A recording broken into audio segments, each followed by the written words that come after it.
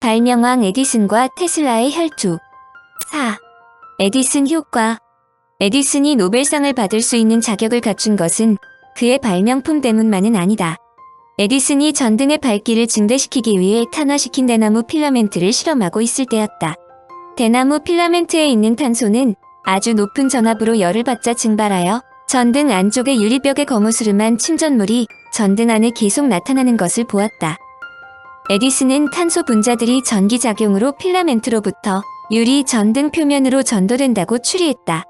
이때 에디슨은 탄소 검댕 속에 필라멘트 고리의 가장자리와 나란히 뚜렷한 줄무늬가 나타난 것을 보았다. 탄소 원자들은 필라멘트 고리의 한쪽에서 밀려나왔고 그 고리의 다른 쪽에는 흰 그림자가 생겼다. 발명가로서 이 기이한 현상을 놓칠 리 없었다. 1883년 진공관에서 어떻게 이런 현상이 나타나는가 실험에 몰두했다. 에디슨은 필라멘트 노릇을 하던 머리핀같이 생긴 탄소고리의 두 끝 사이에다 금속판 하나를 갖다 놓고 그 판에 백금으로 만든 도선을 연결했다. 전등의 직류를 공급하고 계기를 금속판과 필라멘트의 도입 전극에 연결하면 계기는 강한 전류를 나타냈지만 금속판과 배출 전극에 연결하면 그 계기는 아무런 전류도 나타내지 않는 것을 발견했다. 바로 유명한 에디슨 효과이다.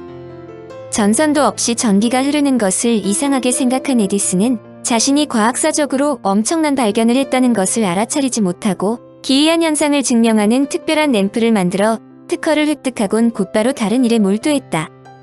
이때 에디슨이 약간의 열린 마음, 즉 교류 전류에 조금이라도 신경을 썼다면 그는 엄청난 발견을 했을 것이다. 즉 그가 AC 전압을 철사나 평판 전극에 접속시켰다면 그는 전류가 절반 동안만, 즉 한 방향으로 흐른다는 것을 발견했고 쌍방향 AC를 단방향 DC로 변환시키는 방법을 발견했을 것이라는 점이다. 그러나 AC에 대한 혐오 때문에 그는 이런 생각조차 하지 않았다.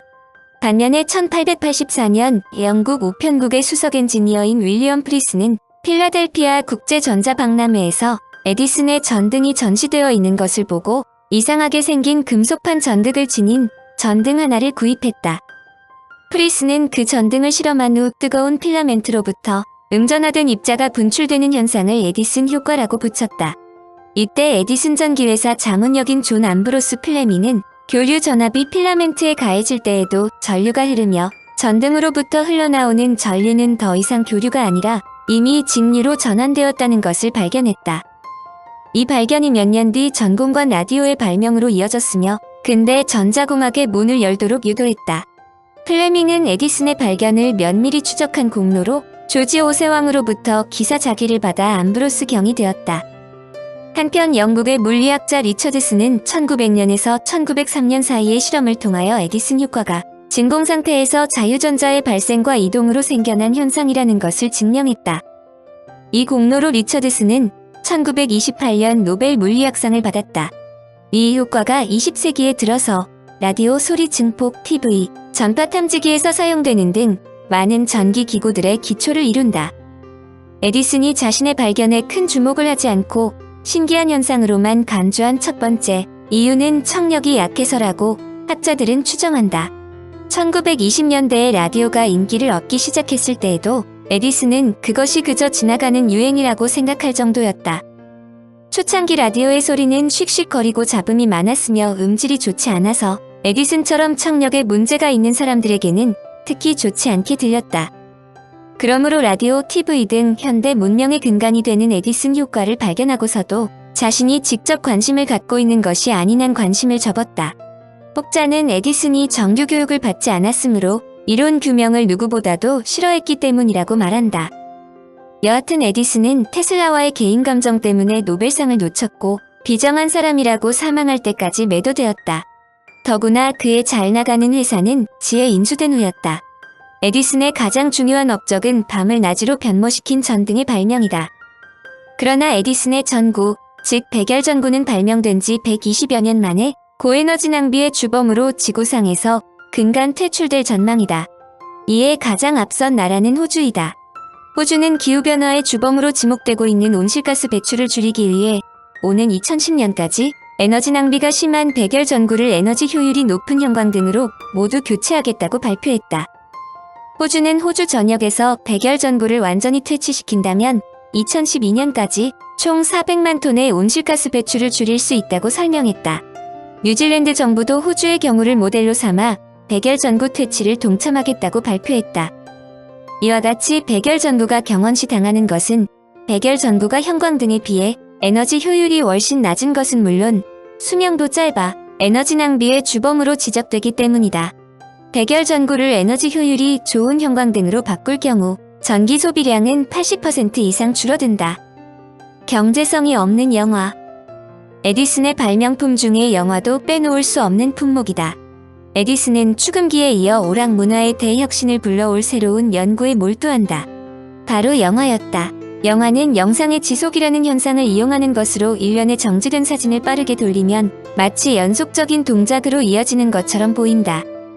그의 영화 연구는 매우 빨라 1880년대에 이미 동료인 윌리엄 케네디 딕슨과 함께 $24,000라는 거금을 투입하여 활동사진 촬영기와 영사기 개발에 착수했다. 원래 영화의 시작은 사진기가 발명되기 전부터 시작했다고 해도 과언이 아니다. 1830년대 유럽에서는 마법의 원반이 응접실용 장난감으로 유행했다. 정지된 원반에 뚫린 좁은 틈을 통해 또 하나의 돌아가는 원반을 보면 원반의 주위에 그려진 조그만 그림들이 움직이는 것처럼 보였다. 거울이나 마법의 등불을 이용해 그림을 스크린 위에 투사하는 개량된 형태도 등장했다. 1860년대 필라델피아의 콜먼 셀러스는 사진과 마법의 원반을 결합하면 연속적인 동작을 볼 수 있다는데 착안했다. 그는 두 아들이 못을 박는 모습을 연속 동작으로 찍은 6장의 사진을 바퀴 모형으로 돌려 사람이 실제처럼 움직이게 할 수 있었다. 10년 뒤 필라델피아의 헨리에일은 두 남녀가 월츠를 추는 모습을 한 장 한 장 연속 동작으로 찍어서 이를 스크린 위에 투사하여 춤추는 모습을 재현했다. 또한 에드워드 제임스 뉴브리지는 동물과 사람의 연속 동작을 사진에 담기 위해 24대나 되는 카메라를 사용했다.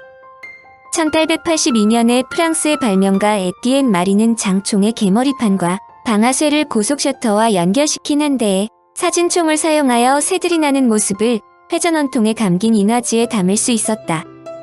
1888년 뉴브리지는 자기가 발명한 동물 생태 관찰기를 가지고 에디슨을 만났다.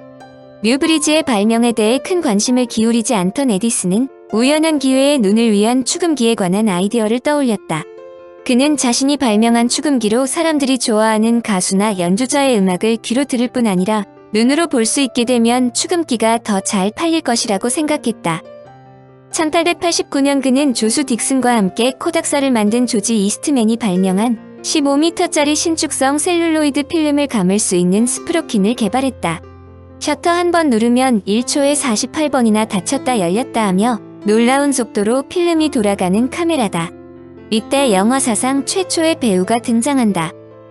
프레드 오트이다. 프레드 오트는 에디슨 실험실에서 자비를 하던 일꾼인데 1889년 마침 일하면서 재채기를 했는데 그것이 에디슨의 카메라에 우연히 촬영되어 최초의 영사 슬라이드에 기록된 것이다. 그가 깜짝 놀랄 정도로 재채기하는 장면은 추후에 많은 사람들이 볼 수 있었다. 오트는 돈도 벌지 못했고 사인해달라고 팬들에 둘러싸인 적도 없지만 그가 영화 사상 가장 중요한 역할을 담당한 것은 사실이다. 그러나 에디슨은 스크린에 영사하는 방식의 영화를 인정하지 않았다. 그것이 발명가로서의 자신의 위신을 떨어뜨리는 것은 물론 금전적인 이득도 되지 않는다고 생각했기 때문이다. 대신 그는 활동사진형 사기라고 하는 동전 투입식의 개인용 뷰어가 크게 성공하리라 생각했고 어느 정도 재미를 보았다. 그러면서도 그의 활동사진을 계속 개발하여 1891년에 발명 특허를 낸 키네토스코프는 뒤에 잇따라 등장하는 모든 활동사진 장치의 선구자 역할을 한다. 특히 그는 35mm짜리 필름을 사용했는데 그 이후 이 필름의 폭은 국제표준 규격이 되었다. 그런데 키네토스코프와 축음기를 동시에 작동시켜 동작과 음을 일치시키는 것은 매우 어려운 작업이었다. 그러므로 그는 자신의 발명품이 장래성이 없다고 판단했다. 그래서 그는 국제 특허를 내는데 비용 $150마저 아깝다고 특허 제출을 포기했다. 이것이 다른 나라 발명가들이 에디슨의 방식을 본떠 유사품을 만들어낼 수 있는 계기였다. 물론 그는 축음기와 영화를 연결시키는 것은 포기했지만 키네토스코프 자체는 활용성이 있다고 생각하여 권투 시합에서 촌극에 이르기까지 단편 영화 제작에 착수했다. 그러나 낮 동안의 일사량이 영화를 제작하는 데 다소 부족했다. 그는 죄수호송차를 가리키는 속어인 블랙 마리아라는 검은색 건물을 건설하여 영화 사상 최초의 스튜디오로 사용했다. 이 건물은 더욱 많은 빛을 얻기 위해 지붕은 개폐식으로 되었고 건물 자체를 회전시킬 수도 있었다. 블랙 마리아에서의 촬영은 계속되었고 때때로 야외 촬영을 하기도 했다. 그의 발명품은 부와 행운을 낳는 거위로 1894년 4월 첫 번째 키네토스코프 전문점이 뉴욕에서 선을 보인 후 급속하게 보급되기 시작했다. 그의 키네토스코프를 설치한 오락실은 미국과 유럽의 불길처럼 보급되었다. 5센트짜리 동전만 내면 조그맣게 뚫린 들여다보는 구멍을 통해 실제와 똑같이 움직이는 모습을 15초 동안 볼 수 있었다. 리더스 다이제스트를 보면 당시의 에디슨 연구소의 직원 프레드 오트가 재채기하는 모습을 찍은 필름은 큰 인기였다고 적었다. 여하튼 에디슨이 특허를 포기했을 때 프랑스에서 리옹 출신의 르미에르 형제는 쉽게 운반할 수 있는 카메라와 키네토스코프의 필름에 담긴 영상을 큰 스크린에 투사할 수 있는 장치를 고안했다. 그들이 만든 영사기는 매우 가벼웠고 소형인데다 에디슨의 문제점을 완벽하게 해결했다. 그의 발명품은 양쪽에 구멍이 뚫린 필름이라는 개념을 빌려오기는 했다. 그러나 에디슨의 필름 측면에는 네모난 구멍이 4개 있는데 비해 르미에르의 필름에는 동그란 구멍이 양쪽에 하나씩 있었다. 그들의 아이디어는 간단했다. 필름이 일정한 간격으로 움직이고 필름이 멈추는 순간과 셔터가 열리는 순간을 일치시켜 확대된 영상을 스크린 위에 투사하는 것이다. 그들은 1895년 12월 파리 카피신사 14번지에 있는 지하실을 빌려 의자 100개를 놓고 요금을 내고 들어온 관중에게 자신의 발명품을 최초로 보여주었다. 영화사에서 이날, 즉 1895년 12월 28일을 영화가 탄생한 날로 간주한다. 유럽에서 자신이 발명한 키네토그래프의 원리를 이용하여 르미에르 형제가 대성공을 거두고 있다는 소식을 들은 에디슨은 자신의 실수를 깨닫고 곧바로 바이터스코프라는 영사기를 개발한다. 바이터스코프는 1896년 4월 뉴욕의 코스터 앤드 비알 음악당에서 미국의 일반 시민들에게 처음으로 공개되었다. 그것은 에디슨도 예상치 못할 큰 센세이션을 불러일으켰다. 어떤 기자는 다음과 같이 보도했다. 프로그램에는 멋진 금발머리 아가씨들이 춤추는 모습과 익살스러운 권투샷, 묘한 파도가 들어 있었는데 하나같이 놀랍도록 사실적이며 기막히게 재미있었다. 영화가 급속도로 보급될 수 있었던 것은 영화가 발명된 지 얼마 되지 않아 세계를 놀라게 한 파리 국제 박람회가 열린 점도 있었다. 르미에르 형제는 에펠탑에 거대한 스크린을 매달아 방문객들에게 보여주려고 계획했으나 당시의 기술 수준으로는 아무래도 무리가 따르자 박람회장 안에다 매우 작은 스크린을 설치했다. 이 작은 스크린도 가로 21m, 세로 18m에 달했다. 15,000명을 수용할 수 있는 박람회는 6개월이나 계속되었는데 326회의 무료 시사회를 통해 영화가 무엇인지를 사람들에게 확실하게 보여주었다. 그러나 곧바로 영화 오락은 반발에 부딪힌다. 여성들이 권투 시합을 찍은 영화를 보려고 줄을 서자 곧바로 도덕성 시비를 일으켰다. 상반신을 벗은 남자들이 서로 치고받는 권투 경기를 여성들이 보는 것이 품위 있는 행동인가 하는 이의가 제기되었기 때문이다. 더구나 그의 영화 장치는 다소 복잡한 면이 있으므로 시장 진입에 실패하고 영화 산업에서 완전히 손을 뗀다. 반면에 일부 영화 제작자들은 연극을 필름에 담은 영화들이 다른 어떤 형태의 오락보다 더 많은 이익을 가져다주자 영화에 투자하기 시작했다. 특히 따뜻한 햇빛과 값이 싼 땅이 많은 LA 지역으로 영화 제작자들이 몰려들기 시작했고 이것이 현재의 영화의 메카인 헐리우드의 모태가 되었다. 1920년경에 이미 헐리우드 최대의 스튜디오인 칼 라임레의 유니버설 시티는 매년 250편의 연속물, 단편 뉴스 영화, 저비용 장편 영화를 만들어낼 정도였다. 영화에서는 실패했지만 그의 연구는 계속되어 X선, 전차 엔진, 비행기계 등에 관심을 쏟았고 축전지 개발에도 손을 댄다. 그의 마지막 연구과제는 미국 내에서 고무의 원료를 찾아내는 것이다. 제1차 세계대전과 그에 따른 국제적인 무역 질서의 붕괴는 산업기자재의 원료를 외국에 의존하는 것이 얼마나 위험한 것임을 알았다. 그러므로 20세기를 주름잡을 자동차 산업에서 필수품인 타이어의 재료인 고무의 확보는 미국으로서 매우 중요한 일이었다. 그는 친구인 자동차의 왕 헨리 포드의 재정 지원을 받아 고무를 생산하는 식물에 대해 연구에 몰두했다. 그는 사망하기 전날까지도 고무와 관련된 일을 했고 일부 식물에서 고무의 원료가 될 고순도의 원료를 산출해내는데 간신히 성공했다. 그러나 고무에 대한 외국의 독점은 사실이 아니었고 고무의 가격이 떨어지자 그의 마지막 연구는 아무런 성과를 내지 못했다. 그는 79살인 1926년에 비로소 공식적인 업무에서 은퇴했다. 1929년 친구인 헨리 포드는 빛의 50주년을 개최하여 그가 밤을 낮으로 만든 공로를 기렸지만 그의 건강은 매우 나빠져 식장에서 준비된 짧은 원고를 겨우 읽을 수 있었다. 에디슨은 1931년 10월 18일 84살의 나이로 뉴저지 주의 웨스트 오렌지에서 세상을 떠났다. 10월 21일 글렌몬트에서 열린 장례식 때 후보 대통령은 고인에게 가장 어울리는 조의를 표하자고 제의했다. 그날 밤 10시에 전국의 모든 전등을 소등하자는 것이다. 에디슨이 남긴 수많은 업적, 그와 떼어놓고는 결코 생각할 수 없는 것들, 백열전등, 전신기, 축음기, 전화기와 발전기, 키네토그래프는 그를 살아있는 전설로 만들었다. 그는 살아생전에도 정당한 평가를 받았으며 죽은 후에도 그러했다. 오늘날 하이테크라 불리는 멀로파크 연구소도 에디슨이 시도한 발명품이라고 볼 수 있다.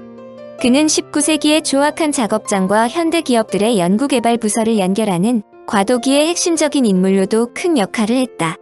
에디슨이야말로 과학적 지식을 종합적으로 활용하여 인간의 생활을 보다 풍족하게 만드는 데 기여한 공헌자라고 볼 수 있다.